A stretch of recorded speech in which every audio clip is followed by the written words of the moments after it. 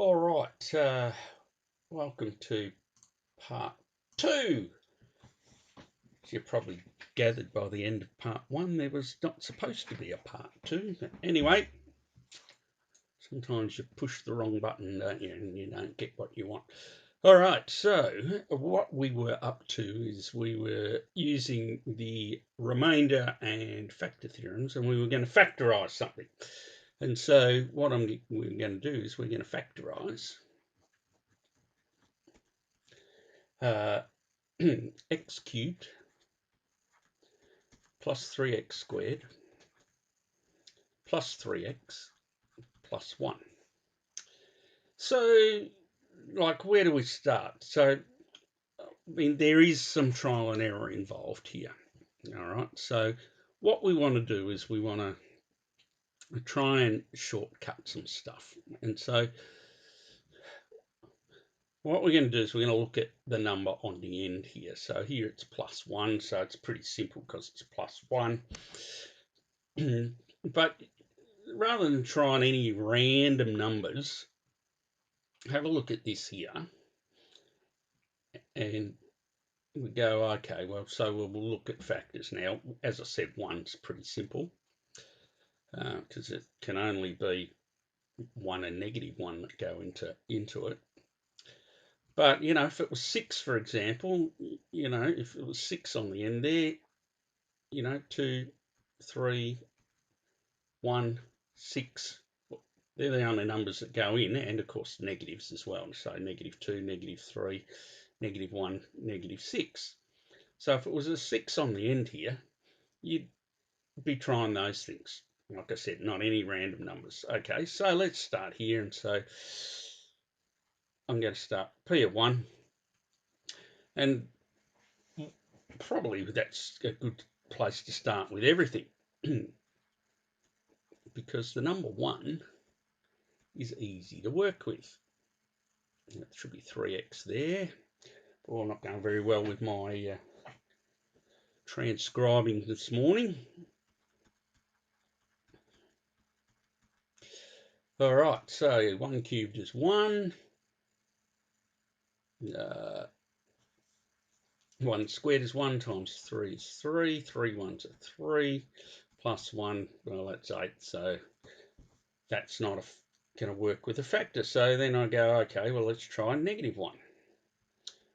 So -1 cubed plus 3 times -1 squared plus 3 times -1 plus 1. All right, -1 cubed is -1. -1 squared is 1 times 3 is 3. 3 times -1 is -3 plus 1 equals 0. All right, so what do we know? We know x equals what? A -1, which leads to x plus 1 is a factor. All right, and so if x plus 1 is a factor, we can now say, all right, well, x plus 1 divided into that. We can either use synthetic or long division. All right, so x cubed, so it's 1, 3, 3, and 1 is our 1, 3, 3, and 1 is our coefficients. X is -1. Bring the 1 down. -1 times -1 is -1. 3 plus -1 is 2. -1 times 2 is -2. 3 minus 2 is 1. -1 times -1 is -1. -1 is 0. All right. All right, so factorised. X plus 1 is a factor. When we divide that in, what we've got left is this. So remember now, this is x squared, x, and the number on the end. So we've got 1 lot of x squared plus 2 x's plus 1 on the end. And I reckon that there would factorise as two numbers that multiply to give us 1 and add to give us 2, I reckon it's got to be x plus 1 and x plus 1. So it looks to be like this particular thing up here, x cubed plus 3x squared plus 3x plus 1 is in fact a perfect cube. All right, so there's that process. Righto, so what happens? All right, so that when you're looking at exercise 6, this kind of takes you up to and including question 6. All right, so at the moment the theory we've done. So if you want to get started and have a go at this and then come back and do the rest of 6C, you probably could do that if you want to. So at the moment, and it's a fair bit, so you want to get some practice before you do the rest of. So questions 1 to 6 so far is what we've done. What I'm going to do next in the next bit of the video is the rest of the exercise. So please yourself if you want to keep going, or whether you want to stop there, get some practice, and then come back. All right. So what we have now is we have this thing. If we have something like this, for example, I want to factorise.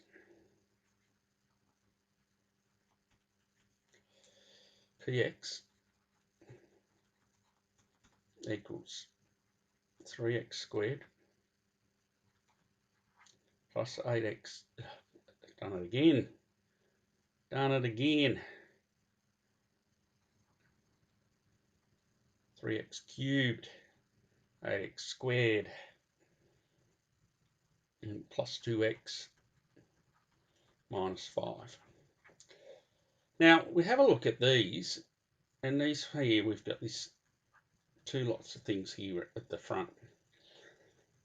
And so this leads us to a thing that's called the rational root theorem. And people get all sorts of confusion and anxiety and stuff over the rational root theorem. But essentially the way we make the rational root theorem work is this. We've somehow got to have our x that have somehow got to involve these particular numbers here, all right? So, and in this case, if we tried whole numbers, we wouldn't get very far because we wouldn't find remainders of 0. So we then need to use this rational root theorem. So the number 3, we've got, things like 1 and 3, minus 1, minus 3, they kind of go into it. And the number 5 here, negative 5 it is, isn't it? So, negative 1 and 5, or 1 and negative 5. So there's combinations of things. All right. And so the rational root theorem says try combinations of the factors of these things. Now, these ones go on top. So what we're going to do is we're going to try things like, and these ones go on top, and these ones here go underneath. All right. So, and if we're using a denominator, 1 and minus 1, it's not going to be useful because it's going to give us 5 and minus 5. And as I already said earlier, if you try those whole numbers in here, you don't get 0. So what we'll do is say, well, on the top we could have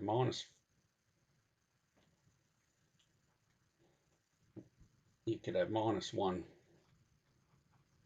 could be minus 1 and the 3. 5/3 could be. Then other options could be, of course, minus 1 and minus 3, so 1/3, and minus 5/3. Right, so there are 4 different combinations that there could be. All right, so this is not a mathematical writing down of the rational root theorem. It's more a practical. All right, so we've taken these, we now come up with these 4 options. All right, so what I'm going to do is I'm going to start with that one on the end. I'm going to say, all right, let's go P of negative 5/3. So that means I've got 3 times negative 5/3 cubed plus 8 times negative 5/3 squared plus 2 times, negative 5/3 minus 5. Now, I wouldn't be expecting you to do this by hand. I would be saying, grab your calculator out and do that with your calculator. So do this calculation with your calculator. So let's do that.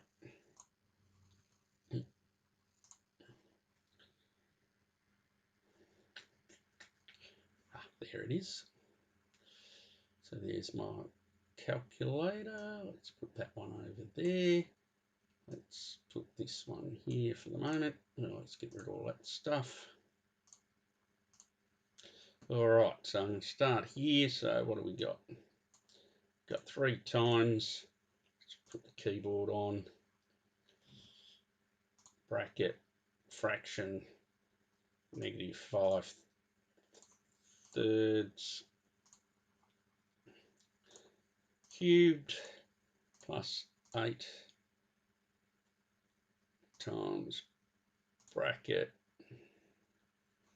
Let's see if I can cut and paste here. Or copy and paste, edit, copy, edit, paste. Oh, beautiful. Look at that. How good's that? To the power of 2. Just drag this out of the way. Plus 2 times bracket. Let's paste again. Minus 5. Oh, look at that. We get 0.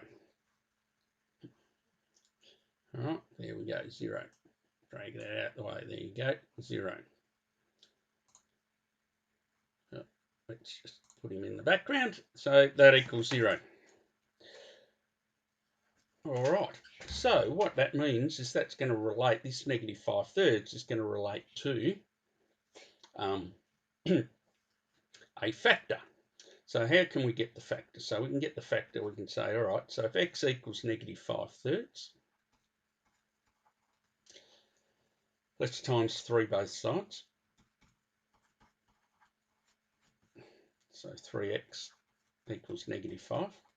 Now let's add 5 both sides. 3x plus 5 equals 0.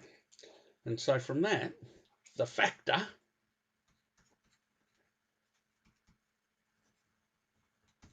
is 3x plus 5. So what we've effectively done is we've just used the rational root theorem to find the 3x plus 5. So I'm not going to go through this division and, oh yeah, let's do it. Let's do this division. All right, so 3x plus 5, so the x, the number that goes here is the negative 5/3. The numbers that go up here is the 3 the 8, the 2, and the -5. The 3 comes down, we times that by that. -5/3 times 3 is -5. That's 3.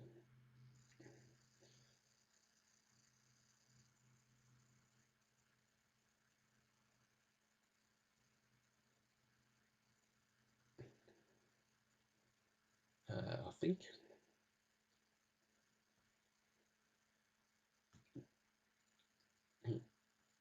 Yeah, that's right. That's right. Is 2 minus is -3, and that's 5, and that's 0. All right. Now this is where the interesting thing comes in, and so with the synthetic division, is why it's synthetic division, because we've got all this here. We've got this -5/3, and now this would suggest that we've got 3x squared plus 3x minus 3. So with the synthetic division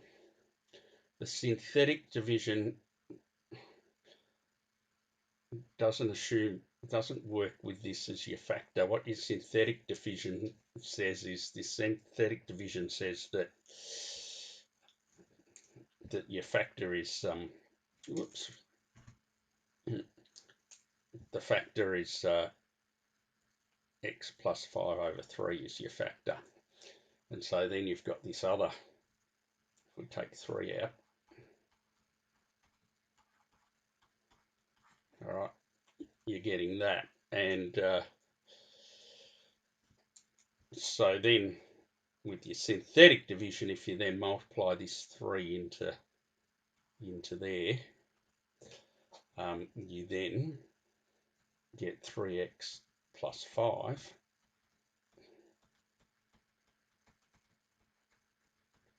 minus 1. So that's the downside of the synthetic division. Now, if you did long division, you would work with your 3x plus 5 factor, and it would come out like that. So that's an anomaly of the synthetic division. So remember I said it's synthetic division, it's a pattern, and it's synthetic, so it has some sort of downsides, and that's an illustration just there of what the downside is. Is when you have fraction numbers here. All right, so this is it's partially factorized. So go the rest of the way. This here, there's no two numbers that multiply by -1 and to -1 and add to 1. So actually what you've got to do is you've got to complete the square with that one to factorize it. And this video is gone on long enough, so I'm not going to go through that process. But when you do, you will get x plus 1/2 plus √5 on 2, and x plus 1/2 minus √5 on 2. All right, so there's that. All right, so one last thing. So there's some special cases. All right, so, and these special cases are sums and differences of cubes.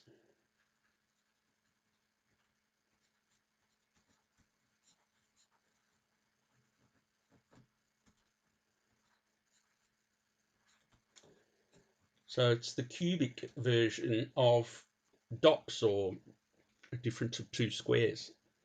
So if you have something, say x something cubed minus some number cubed, then the factorized version, and this comes out through the patterns, relates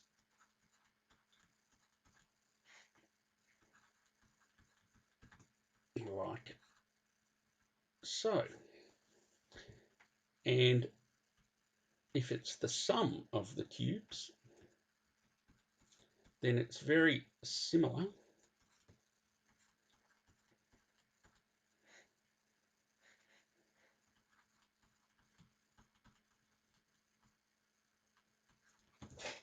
and that's that. All right, so if we did things that were perfect cubes, we used the remainder and factor theorems, divided them out and all of that, we would find that these two patterns existed. So rather than doing all that, we are going to use these two patterns. Now we will use these patterns later in the year. And so these patterns are in your textbook on page 226. And you then need to refer back to that. And of course, everyone will forget about them, as we always do. Not surprising, but not to worry. We'll get to that when we get to it. So, for example, if we want to factorize something like this, for example, say x cubed minus 27. All right, so we go, okay, well, it looks very much like this one here. So can we write 27 as something cubed? And the answer to that, of course, is yes, because 3 times 3 is 9 times 3 is 27, so it's 3 cubed. So to factorize that using this here would be x, so in this case, what we're in is a is equal to 3.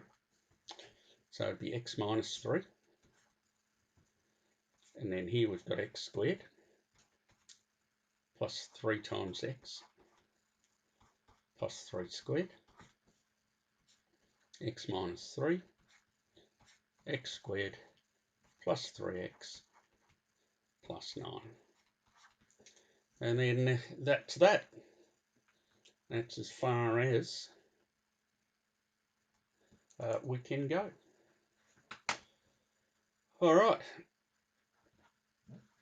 And if you want to, in your textbook on that page that I've gone up here, they do this by using the remainder factor theorem and then dividing out. So if you really want to go and check to see that what I've just said is in fact bona fide, then go and do that. All right, so there's been a fair bit in today's lesson to get your heads around. So if you've got questions, make sure you ask me, and we'll deal with those. Otherwise, we're off to 6C. Have fun, and I'll see you in the next exciting episode of Factorising Polynomials.